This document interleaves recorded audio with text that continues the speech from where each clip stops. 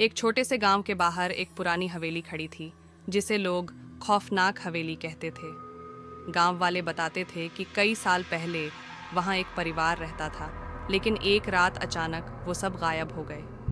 उसके बाद से हवेली में अजीब अजीब घटनाएं होने लगीं। लोग कहते थे कि हवेली में रात को अजीब आवाजें आती हैं, जैसे किसी की चीखें, और दीवारों से खून टपकता है। विनीत और उसकी दोस्तों का एक समूह, जो डरावनी कहानियों का शौक रखते थे, एक दिन इस हवेली का रहस्य जानने का मन बना लिया। रात के अंधेरे में जब सभी गांव वाले सो चुके थे, उन्होंने हवेली की ओर कदम बढ़ाया।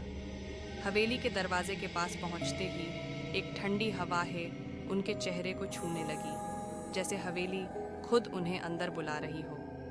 दरवाजे का ताला टूट चुका था और धीरे धीरे खुल गया। अंदर कदम रखते ही हवेली की सन्नाटे में एक अजीब सी गूंज सुनाई दी। चुप रहो, विनीत ने फुसफुसाया, शायद यहाँ कोई और भी है। उनकी आंखें अंधेरे में तीर की तरह दौड़ रही थीं। अचानक कहीं दूर से एक चिड़िया की कर्कश आवाज सुनाई दी, जो धीरे धीरे चुप हो गई। वे सभी हवेली की ओर बढ़ते गए। हर कदम पर लकड़ी के फर्श की चरमराहट उनके दिल की धड़कन तेज कर रही थी। अचानक एक कमरे से अजीब सी खौफनाक आवाज आई। विनीत और उसके दोस्तों ने देखा कि कमरे के अंदर दीवारों पर खून से लिखे कुछ शब्द थे। मुझे छोड़ दो, ये शब्द दीवार पर खून से लिखे थे, और जैसे ही उन्होंने देखा, फर्श पर एक सर्द हवा का झोंका आया। उनकी आंखों के सामने अचानक एक धुंधली सी आकृति उभरी। वह एक महिला का भूत था, जो लगातार उन्हें घूर रहा था। उसकी आंखें खाली और डरावनी थीं, और उसके बाल चारों ओर फैले हुए थे। तुमने मेरी शांति छीन ली, भूतनी ने फुसफुसाया।